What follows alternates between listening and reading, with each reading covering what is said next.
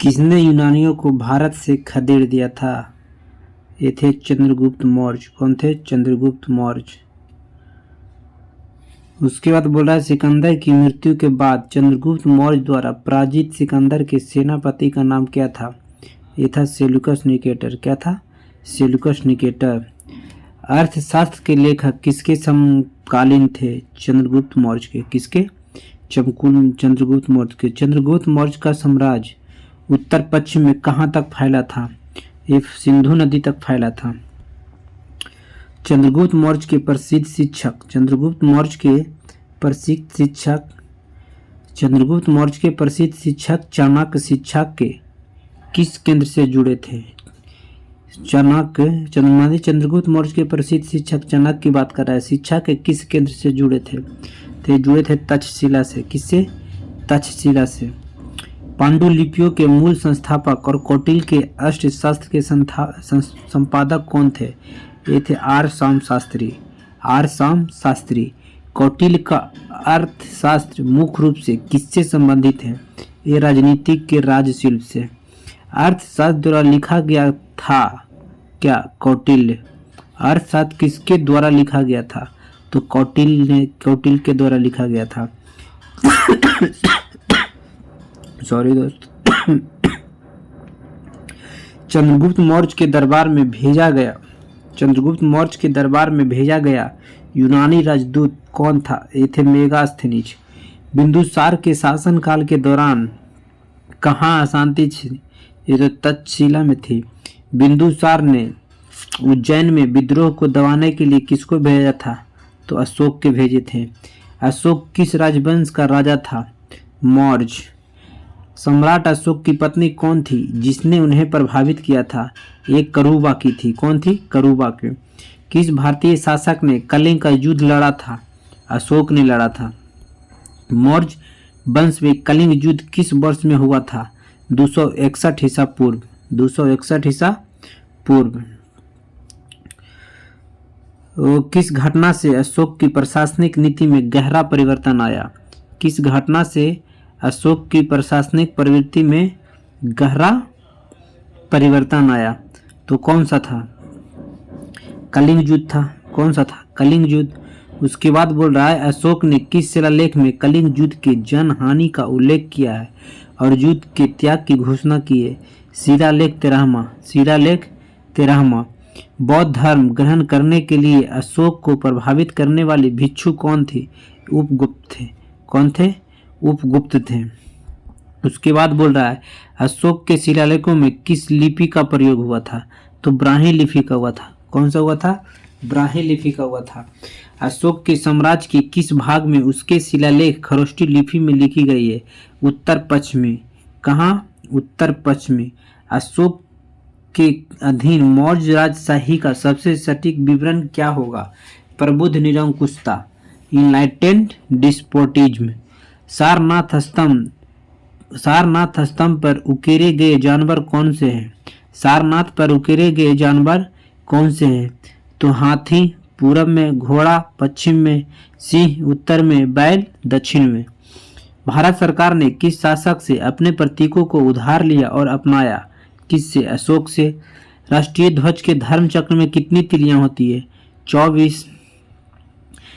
मौर्य प्रशासन के तहत शीताध्यक्ष किसके प्रभारी अधिकारी थे? कृषि के।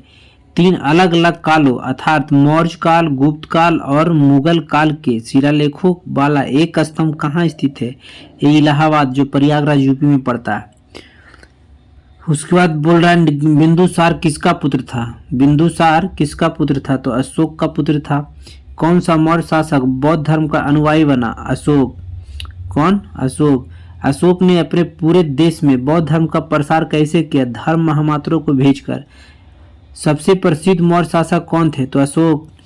सबसे पहले किस मौर्य शासक ने शिलालेखों के माध्यम से अपने संदेश के लोगों तक पहुंचाने का प्रयास किया? तो अशोक थे। किसने मूल रूप से प्रसिद्ध बौद्ध सांची स्तूप का निर्माण किया? तो अशोक ने किया था। देव नाम प्रिया अप्रियादशी के नाम से किसे जाना जाता है? तो अशोक को जाना जाता है। विश्व के इतिहास में एकमात्र राजा कौन था जिसे कलिंग युद्ध जीतकर विजय का त्याग कर दिया? ये अशोक थे। कौन थे? सम्राट अशोक। चंद्रगुप्त मौर्य का पुत्र कौन था? बिंदुसार। घनानंद को हराकर मौर्य वंश की स्थापना किसने की थी? चंद्रगुप्त मौर्य ने। यूनानी इतिहासकार राजदूत मेगास्थनीज ने 4वीं शताब्दी ईसा पूर्व में किसके शासनकाल में भारत का दौरा किया था? तो चंद्रगुप्त मौर्य के। मेगास्थनीज के अनुसार चंद्रगुप्त मौर्य के शासनकाल के दौरान समाज कितनी जातियों में विभाजित था? 7। भारत में बौद्ध संरचनाओं में से एक सारनाथ में धम्मेक स्तूप का निर्माण कौन करवाया था? तो अशोक करवाया था। अशोक ने किसकी प्रचार करके अपने साम्राज्य को एक साथ रखने की कोशिश की? धम्म की। अशोक ने धार्मिक अधिकारियों को नियुक्त किया जिन्हें धम्म महामाता कहा जाता था। तक्षशिला विश्वविद्यालय किन दो नदियों के बीच स्थित था? सिंधु और झेलम। सिंधु और झेलम। उदयगिरी पहाड़ियों में हाथी गुम्फा शिलालेख किस राजा ने खुदवाया? खारवेल ने। कौन? खारवेल ने। खारवेल प्राचीन भारतीय राजा जिनकी जीवनी प्रसिद्ध हाथी गुम्फा शिलालेख में पाई गई, किस कलिंग से शासन किया? कहां से शासन किए थे? कलिंग से शासन किए थे। उसके बाद नेक्स्ट क्वेश्चन बोल रहा है कि तटीय उड़ीसा का प्राचीन नाम क्या था? तटीय उड़ीसा का प्राचीन नाम क्या था? तो कलिंग था। क्या था? कलिंग। अशोक के शिलालेखों में कौन सी जानकारी मिलती है? जीवन की कहानी, आंतरिक नीति, विदेश नीति। भारत में सबसे पुरानी जीवित रॉक कट गुफाएं, बराबर गुफाएं किस काल की है? ये मौर्य काल की है। कौन से स्तंभ रॉक स्तंभ को दर्शाते हैं? मौर्य स्तंभ। कौन से स्तंभ रॉक स्तंभ को दर्शाते हैं? मौर्य स्तंभ। मौर्य काल में खान केवल राज का अधिकार था।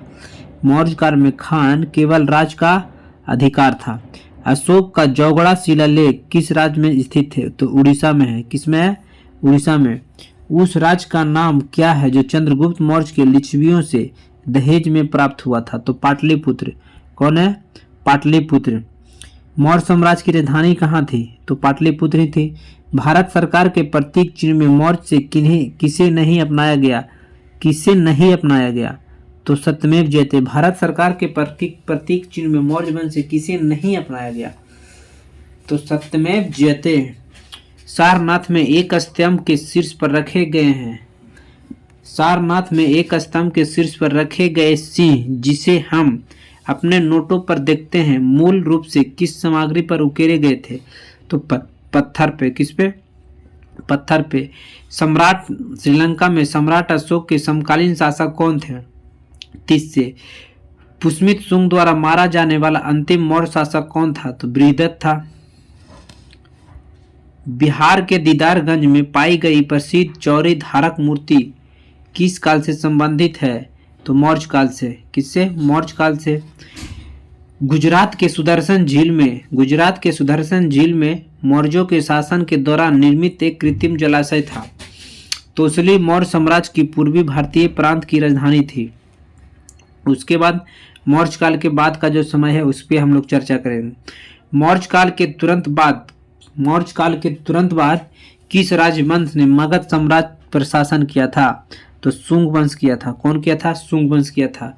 पुष्मित शुंग के समकालीन योग के प्रणेता कौन थे? तो पतंजलि थे। शुंग वंश के संस्थापक कौन थे? पुष्मित शुंग।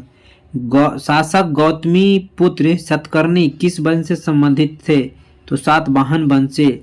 सातवाहन साम्राज्य के संस्थापक कौन थे? सिमुक। प्रसिद्ध अजंता की गुफाओं में नक्काशी सबसे पहले किसके शासनकाल में शुरू हुई थी? तो हुआ था सातवाहन के शासनकाल में। किस राजवंश के शासकों ने ब्राह्मणों और बौद्ध भिक्षुओं को कर मुक्त गांव देने की प्रथा शुरू की थी? सातवाहन ने। सातवाहन अपने सिक्कों को मुख्य रूप से किसमें ढालते थे? तो ढालते थे शीशे में। उसके बाद सातवाहनों का महानतम शासक कौन था? गौतमीपुत्र सातकर्णी। जूनागढ़ चट्टान शिलालेख किससे संबंधित है? रुद्रदामन से। सेंट थॉमस किसके शासनकाल के दौरान ईसाई धर्म का प्रचार करने के लिए भारत आए थे? एक गोंदो फ्रिजको मतलब जो पार्थियन है। कुषाण वंश का संस्थापक कौन था? ये थे कुजुल कटफिशिस। सबसे प्रसिद्ध कुषाण शासक कौन थे? तो ये थे कनिष्क। 78वीं ईस्वी से शुरू होने वाले शक युग की स्थापना किसके द्वारा की गई थी? कनिष्क के द्वारा। किसके द्वारा? कनिष्क के द्वारा। कनिष्क किस वर्ष में सिंहासन पर बैठा था? तो 78वीं ईस्वी में। चरक किस राज दरबार के विख्यात चिकित्सक थे? तो ये थे कनिष्क के। द्वितीय अशोक किसे कहा जाता है? कनिष्क को। गंधार कला विद्यालय किसके शासन काल में विकसित हुआ था? कनिष्क के समय। भारतीयों के लिए महान रेशम मार्ग किसके द्वारा खोला गया था? कनिष्क के द्वारा। किस कुषाण शासक ने बौद्ध धर्म को संरक्षण दिया था? ये थे कनिष्क।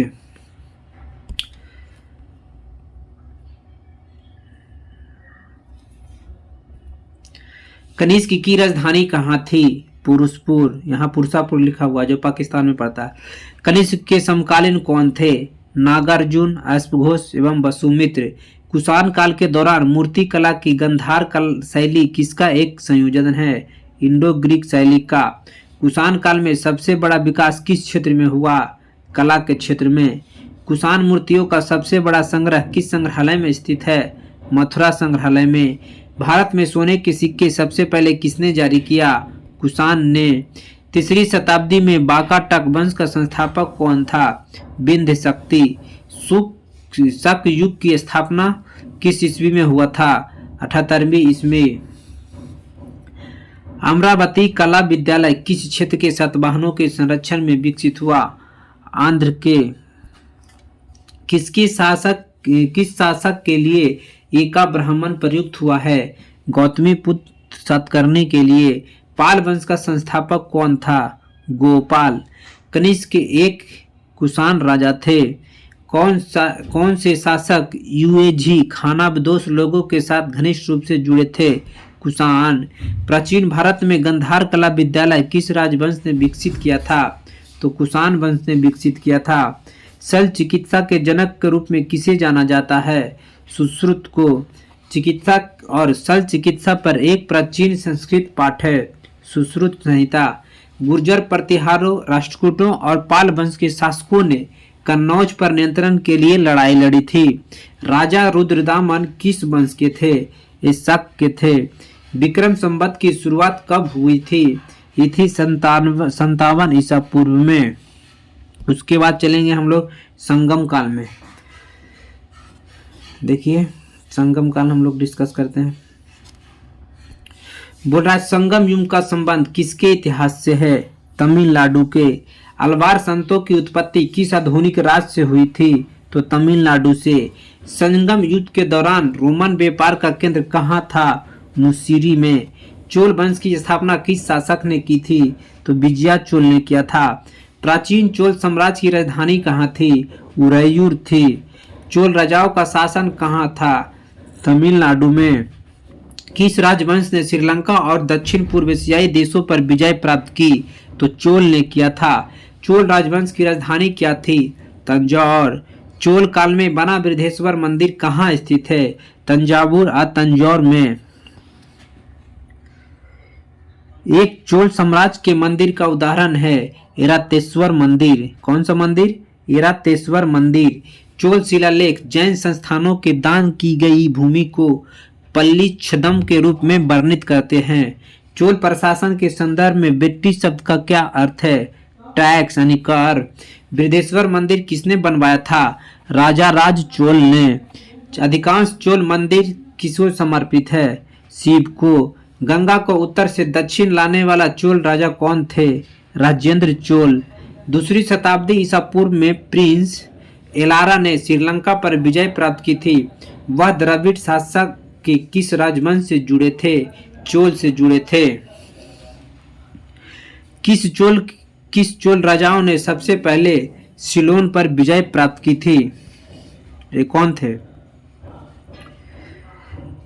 राजा राज प्रथम। कौन थे? राजा राज प्रथम। अरब सागर में भारतीय नौसेना की सर्वोच्चता स्थापित करने वाले प्रथम भारतीय शासक कौन था? अरब सागर में भारतीय नौसेना की सर्वोच्चता स्थापित करने वाले प्रथम भारतीय शासक कौन था? तो ये थे राजा राज प्रथम। राजा राज प्रथम। पुहार शहर की स्थापना किस चोल राजा ने की थी? तो करिकाल ने किया था। उत्तर में रूर शिलालेख में किस प्रशासन के बारे में जानकारी मिलती है? तो चोल के बारे में मिलती है। किसमें द्वितीय पांड्य साम्राज्य की भूमि माप का उल्लेख किया गया? ये किया गया थलबईपुरम तांबे की थाली। संगम साहित्य के संरक्षक कौन थे? तो पांड्य थे। शाही चोलों के तहत राजस्व प्रशासन के संबंध में सलभोग शब्द का अर्थ क्या था? स्कूल के भरण पोषण के लिए दान की गई जमीन। दक्षिण के चोल साम्राज्य का उदय कब हुआ था? 9वीं शताब्दी में। चोल शिलालेखों में वर्णित भूमि की श्रेणियों के अनुसार किसको ब्राह्मणों को दी गई भूमि के रूप में जाना जाता है? ब्रह्मादेव। किस राजा ने सम्मान की निशानी के रूप में अमीर जमींदारों के मुमदेवलेवन, अरैयूर आदि उपाधि दी? चोल राजा। देव निशुंभ सुदनी का मंदिर किसके द्वारा बनाया गया था? चोल के द्वारा। नटराज की कांसे की मूर्ति किसके काल में बनाई गई थी? चोल के काल में बनाई गई थी। चोल शिलालेखों में वर्णित भूमि की श्रेणियों के अनुसार किसको मंदिर को भेंट की गई भूमि के रूप में जाना जाता था? देवदान। चोलों द्वारा विकसित दक्षिण भारत की मंदिर वास्तुकला की विशिष्ट शैली को क्या कहा जाता है? द्रविड़ शैली। चोल राजा को किस राष्ट्रकूट के शासकों के हमले का सामना करना पड़ा था? कृष्ण तृतीय। चोल साम्राज्य पर किसने 14वीं शताब्दी की शुरुआत में आक्रमण किया था? मलिक काफूर। तंजौर में बृहदेश्वर मंदिर किस धार्मिक संप्रदाय से संबंधित है? नयनार। संगम राज चेर से किस शासक का संबंध नहीं था? निडौन का। चोल राजवंश से उभरने वाला पहला महत्वपूर्ण शासक कौन था? राजा राज चोल। राजेंद्र प्रथम किसका पुत्र था? राजा राज प्रथम का। किस चोल शासक को लोकप्रिय रूप से गंगा का विजेता यानी गंगाई कोंड चोलम कहा जाता था? ये कहा जाता था राजेंद्र चोल प्रथम को। श्रीलंका पर विजय प्राप्त करने वाला चोल वंश का पहला राजा कौन था? राजेंद्र चोल। चोल शिलालेखों में वर्णित भूमि की श्रेणियों के अनुसार किसको विद्यालयों को रख रखाव के लिए भूमि के रूप में जाना जाता था? सलभोग की। चोल साम्राज्य के ज्यादातर भारत के किस क्षेत्र पर शासन किया? दक्षिण। चोल शिलालेखों में वर्णित भूमि की श्रेणियों के अनुसार किसको गैर ब्राह्मण किसान स्वामियों की भूमि के रूप में जाना जाता था? बेल्लन बगई। संगम साहित्य प्राचीन और मध्यकालीन भारत के किस भाग से संबंधित है? तो दक्षिण भारत। अब हम लोग गुप्त साम्राज्य में चलेंगे। तो बोल रहा है गुप्त साम्राज्य का संस्थापक किसे माना जाता है? तो श्री गुप्त को। गुप्तों की राज दरबार की भाषा क्या थी? तो संस्कृत। गुप्त काल में चांदी में कौन सा सिक्का जारी किया गया था? रूपक। किस राजवंश के सिक्कों की संगीत के प्रति उनके प्रेम का पता चलता है? तो गुप्त। गुप्त शासक समुद्रगुप्त को अपने सिक्कों पर किस वाद्य यंत्र को बजाते हुए दिखाया गया है? तो वीणा। कौन सा? वीणा।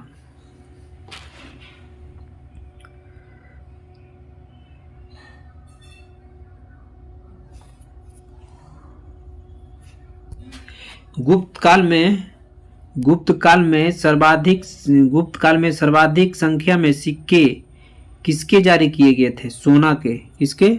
सोना के जारी किए थे। किस राजवंश के शासन को भारतीय इतिहास का स्वर्ण काल कहा जाता है? तो गुप्त साम्राज्य के। किसको? गुप्त साम्राज्य के शासन को। अजंता की चित्रकारी किससे संबंधित है? तो एक गुप्त से संबंधित है। अजंता की गुफाओं का निर्माण किस काल में हुआ था? तो ये गुप्त काल में हुआ था। किस काल में हुआ था? गुप्त काल में। गुप्त काल के चित्रकारी की सर्वोत्तम नमूने किस स्थान पर देखे जा सकते हैं? अजंता। गुप्त वंश क्यों प्रसिद्ध था? कला और वास्तुकला के लिए। चंद्रगुप्त प्रथम ने लिच्छवी से किस शहर को दहेज के रूप में प्राप्त किया था? तो ये प्राप्त किए थे पाटलिपुत्र। कौन सा? पाटलिपुत्र। लिच्छवी दौहित्र किसे कहा जाता था? चंद्रगुप्त प्रथम को। गुप्त शासक की स्थापना किसने की थी? चंद्रगुप्त प्रथम ने। महाराज अधिराज की भव्य उपाधि धारण करने वाला गुप्त वंश का प्रथम शासक कौन था? ये थे चंद्रगुप्त प्रथम। अपनी जीत के कारण भारत का नेपोलियन किसे कहा गया? समुद्रगुप्त को। किस स्तंभ शिलालेख में समुद्रगुप्त की उपलब्धियों दर्ज है जिसे उसकी विजय के लिए भारत का नेपोलियन कहा जाता है? तो इलाहाबाद स्तंभे, किसमें? इलाहाबाद स्तंभ में। इलाहाबाद स्तंभ शिलालेख की रचना किसने की थी? तो हरिसेन ने। आर्यभट्ट, कालिदास, धन्वंतरी और बारहमिहिर के प्रसिद्ध नाम किस गुप्त सम्राट के दरबार में थे? तो चंद्रगुप्त द्वितीय के दरबार में। विक्रमादित्य की उपाधि धारण करने वाला पहला गुप्त राजा कौन था? चंद्रगुप्त द्वितीय। चीनी यात्री फाहियान किस गुप्त राजा के शासन काल में भारत आया था? तो चंद्रगुप्त द्वितीय के। कुतुब मीनार परिसर दिल्ली में जंगरोधी धातुओं के संयोजक से बने लोहे के स्तंभ की स्थापना किसने की थी? तो ये भी चंद्रगुप्त द्वितीय ने किया था। बारहमिहिर का पंच सिद्धांत किससे संबंधित है? तो खगोल विज्ञान से। गुप्त काल में एक महान खगोल शास्त्री और गणितज्ञ कौन थे जिन्होंने शून्य का आविष्कार किया था? आर्यभट्ट। आयुर्वेद के चिकित्सकों द्वारा चिकित्सा के देवता के रूप में किसे सम्मानित किया गया? धन्वंतरी को। कौन सा साहित्यिक कार्य शास्त्रीय संस्कृत साहित्य से संबंधित है? मेघदूतम। किस राजा ने हुनों को भारत पर आक्रमण करने से रोका था? स्कंदगुप्त ने। सबसे पुराना विश्वविद्यालय कौन था? नालंदा। गुप्त काल के बाद कौन सा विश्वविद्यालय सर्वाधिक प्रसिद्ध हुआ था? नालंदा। नालंदा विश्वविद्यालय भारत में किस राज्य में स्थित था? बिहार।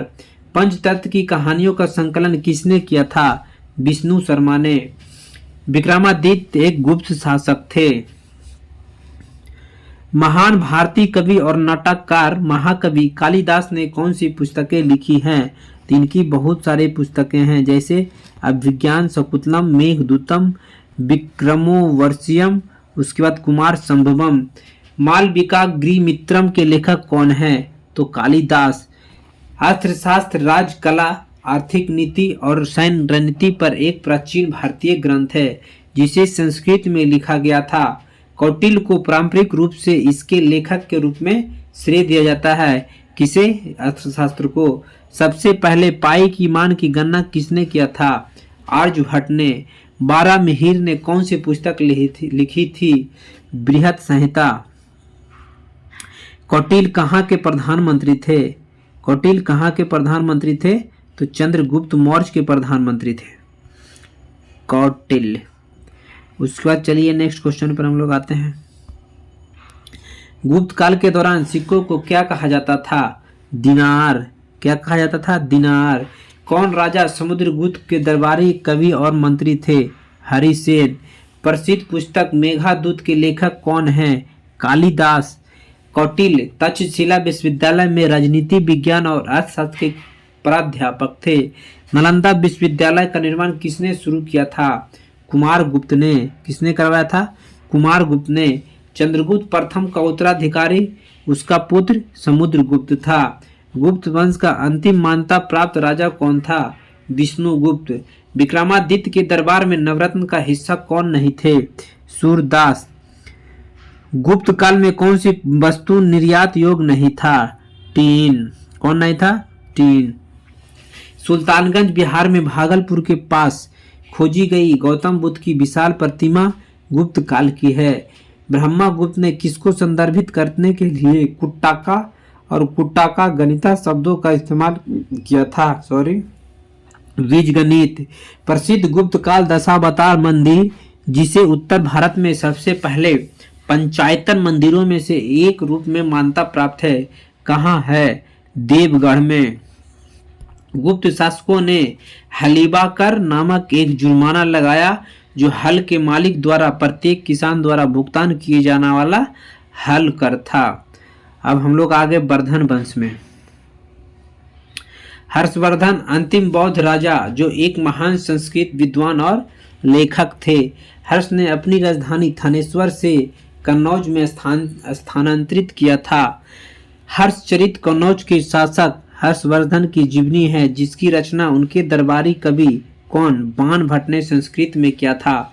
एक महान रोमानी नाटक कादम्बरी के लेखक बाणभट्ट हैं। कौन है? बाणभट्ट हैं। हर्षवर्धन के काल के दौरान भारत का दौरा करने वाला चीनी तीर्थयात्री कौन था? ये थे हेनसांग। तीर्थयात्रियों का राजकुमार का नाम किसको दिया गया? हेनसांग को। हर्ष द्वारा आयोजित कन्नौज सभा किसके सम्मान में आयोजित की गई थी? हेन सांकी। किसकी? हेन सांकी। हर्षवर्धन ने अपनी धार्मिक सभा का आयोजन कहाँ किया? प्रयाग में। 618 ईस्वी में हर्षवर्धन को नर्मदा के तट पर किसने हराया था? ये हराया था पुलकेशिन द्वितीय ने। राजा हर्ष के शासनकाल की अवधि क्या थी? ये 606 से लेकर 647 ईस्वी तक शासन किए थे। किस सम्राट ने नागानंद नाटक संस्कृत भाषा में लिखा था? तो हर्षवर्धन ने लिखा था। चीनी यात्री हेनसांग तीर्थयात्रियों के राजकुमार के रूप में प्रतिष्ठित राजा हर्षवर्धन के शासनकाल के दौरान भारत आए थे। 7वीं शताब्दी की शुरुआत के साथ हर्षवर्धन अपने भाई किसे राजवर्धन की मृत्यु पर थानेश्वर और कन्नौज के सिंहासन पर चढ़े। 7वीं शताब्दी में बढ़े जमींदारों और योद्धाओं प्रमुखों को मौजूदा राजाओं द्वारा सामंत के रूप में स्वीकार किया गया था। अब हम लोग दक्षिणी भारत के साम्राज्य में आ गए। दक्षिण भारत के साम्राज्य देखेंगे। चालुक्य वंश का सबसे प्रतिष्ठित शासक कौन था? पुलकेशिन द्वितीय। रविकृति एक जैन जिसने ऐहोल शिलालेखों की रचना की थी उसे किसके द्वारा संरक्षण दिया गया था? तो पुलकेशिन द्वितीय के द्वारा। उसके बाद 738 ईस्वी में किसके द्वारा अरबों को पराजित किया गया? तो चालुक्य के द्वारा पराजित किया गया। राजस्थान यानी माउंट आबू के दिलवाड़ा में चालुक्य मंदिर स्थित है। विक्रमांक देव चरित कश्मीरी कवि बिल्हन द्वारा लिखित चालुक्य राजा विक्रमादित्य के बारे में है। विरूपाक्ष मंदिर किसके द्वारा बनाया गया था? तो चालुक्यों के द्वारा बनाया गया था। पल्लव वंश की राजधानी क्या थी? तो पल्लव वंश की राजधानी कांचीपुरम थी। महाबलीपुरम की स्थापना किसने किया था? तो पल्लव ने किया था। किस पल्लव शासक के शासनकाल के दौरान पल्लवों और चालुक्यों के बीच लंबे समय तक चलने वाला संघर्ष शुरू हुआ था? यह हुआ था महेंद्र वर्मन प्रथम के समय। महान चालुक्य राजा पुलकेशिन द्वितीय को पराजित और मारने के बाद किस पल्लव राजाओं ने बतापी कोंडा की उपाधि धारण की? तो नरसिंह वर्मन प्रथम ने। नरसिंह वर्मन प्रथम जिसे ममला के नाम से भी जाना जाता था पल्लव वंश का शासक था। महाबलीपुरम में समुद्र के किनारे का मंदिर किस पल्लव शासक के शासन काल में बनाया गया था? तो नरसिंह वर्मन के। किसे? नरसिंह वर्मन तृतीय के। कांचीपुरम में प्रसिद्ध कैलाश मंदिर नरसिंह वर्मन द्वितीय द्वारा बनाया गया था। महाबलीपुरम के पंचरथों का निर्माण किसके शासन काल में हुआ था? तो पल्लव के। किसके? पल्लव के। महाबलीपुरम के 7 शिवालय किसके द्वारा संरक्षित कला के साक्षी हैं? पल्लव के। चालुक्य शासक पुलकेशिन की हर्षवर्धन पर विजय किस वर्ष हुई थी? 618 में। 618 ईस्वी में। बादामी चालुक्यों की राजधानी को बादामी में स्थानांतरित करने से पहले उनकी राजधानी कहाँ थी? ऐहोल था। कहाँ था? ऐहोल था।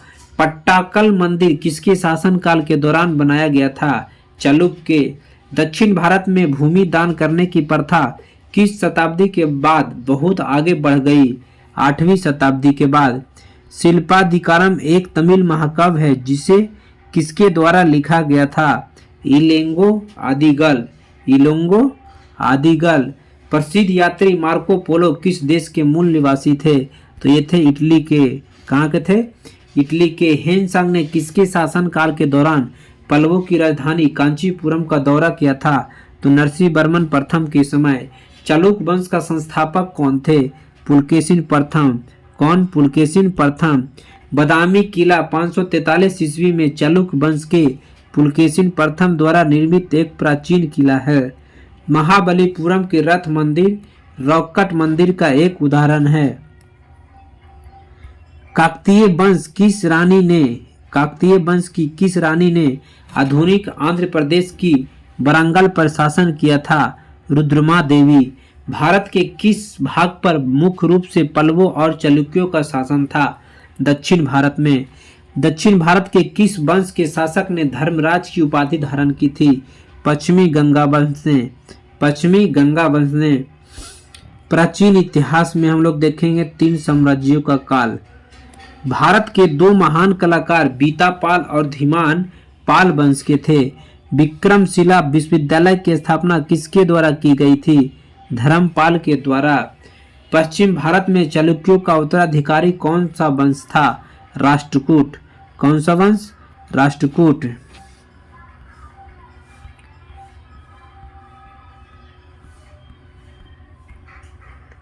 राष्ट्रकूट वंश की स्थापना किसने की थी? तो दंती दुर्ग ने किया था। कौन किया था? दंती दुर्ग ने। हिरण्यगर्भ का प्रदर्शन किसने किया था? तो दंती दुर्ग ने किया था। कर्नाटक के राष्ट्रकूट वंश का पहला और सबसे महत्वपूर्ण राजा कौन था जिसने बादामी के चालुक्यों को हराया था? तो दंती दुर्ग। कैलाश का प्रसिद्ध रॉककट मंदिर कहाँ है? एलोरा में। कहाँ है? एलोरा में। महाराष्ट्र में कौन सी गुफा स्थित है? एलोरा। एलोरा की गुफाओं में कैलाश मंदिर दुनिया का सबसे बड़ा रॉककट स्मारक है। एलोरा में कैलाश मंदिर रॉककट मंदिर का एक उदाहरण है। उसके बाद राष्ट्रकूट की प्रारंभिक राजधानी क्या थी? तो राष्ट्रकूट की प्रारंभिक राजधानी एलोरा थी। एलोरा में कैलाशनाथ मंदिर के निर्माण को किस वंश ने संरक्षण दिया था? तो राष्ट्रकूट ने दिया था।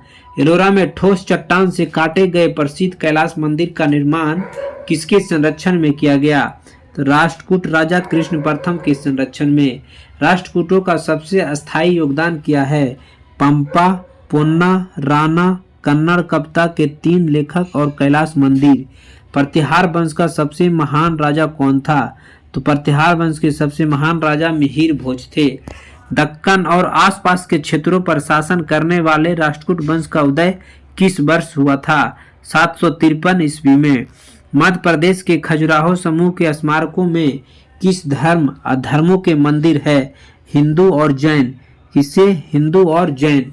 प्रसिद्ध खजुराहो स्मारक समूह का निर्माण चंदेल राजपूतों द्वारा किया गया था। किसके द्वारा? चंदेल राजपूतों के द्वारा। राष्ट्रकूट वंश ने किस मंदिर का निर्माण करवाया था? तो कैलाश मंदिर का। प्रसिद्ध कंदरिया मंदिर कहाँ स्थित है? खजुराहो में। कहाँ है? खजुराहो में। कौन से मंदिर कामुक मूर्तियों वाली नागर शैली की स्थापत्य कला के लिए प्रसिद्ध है? खजुराहो। बगदाद का रहने वाला अल मसूदी किसके शासन काल में भारत आया था? महीपाल के। किसके? महीपाल के।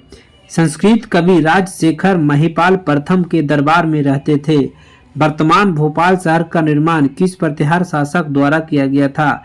तो मिहिर भोज के द्वारा किया गया था। किस प्रतिहार राजा ने प्रमन की उपाधि किसकी प्रमन की उपाधि धारण की थी? मिहिर भोज ने।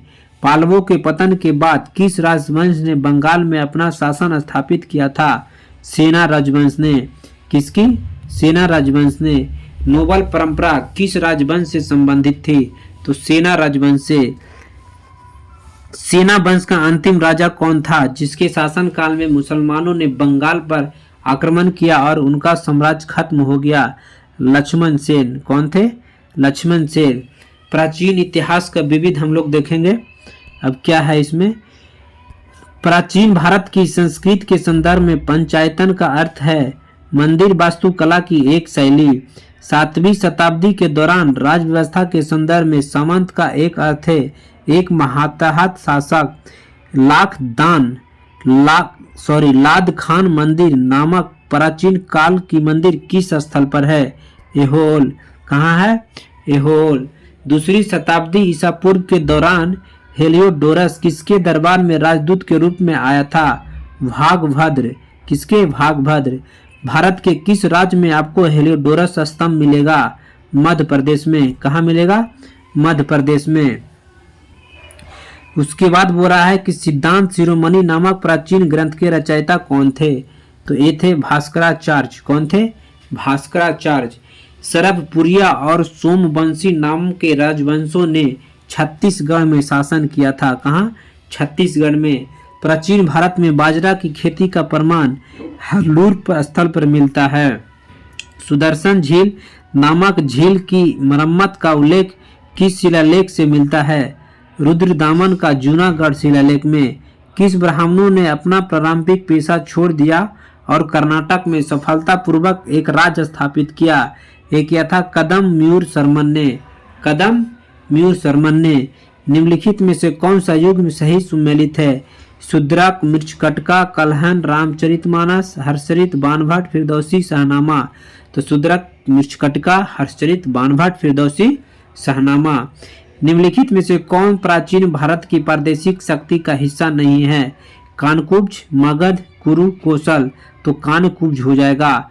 कोलाथुनाडु, बल्लुवनाद और थेकुमकुर भारत के किस राज्य में छोटे समय के प्राचीन साम्राज्य थे? केरल के। किरातुर्जुनियम मतलब भारवी द्वारा लिखा गया है। कौन? किरातुर्जुनियम प्रख्यात संस्कृत कवि और नाटककार कालिदास की रचना नहीं है। निंगथौजा राजवंश ने मणिपुर के तत्कालीन रियासत पर अपना शासन किया था। निम्नलिखित में से क्या प्राचीन भारत में राजाओं द्वारा अपनी स्थिति स्थापित करने के लिए किया जाने वाला एक पत्रकार का बलिदान नहीं था? कौन? मुंबेदवेलन, वाजपेयी, राजसूय, अश्वमेध। मुंबेदवेलन।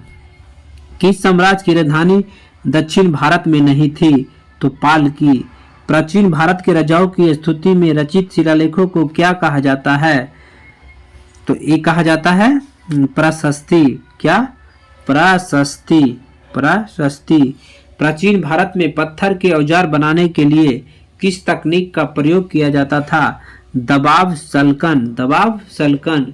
प्राचीन भारतीय संस्कृति के संदर्भ में शब्द नगर बेसर द्रविड़ किससे जुड़ा है? मंदिर की वास्तुकला की शैली से। अवंती साम्राज्य की राजधानी कौन थी? उज्जैनी। पांड्य साम्राज्य की राजधानी मदुरै का प्राचीन शहर किस नदी के किनारे मौजूद है? बैगई नदी के। प्राचीन भारत में वाकाटक वंश के संस्थापक कौन थे? विंध्य शक्ति। निम्नलिखित में कौन सा युग सही सम्मिलित है? हम्पी कर्नाटक बिल्कुल सही है। भीमबेटका छत्तीसगढ़ नहीं, गलत है। फतेहपुर सिकरी ये बिल्कुल सही है। कोणार्क उड़ीसा ये बिल्कुल सही है। 1957-58 में विष्णु बाकनकर ने गलती से किस प्रागैतिहासिक पुरातात्विक स्थल की खोज की थी?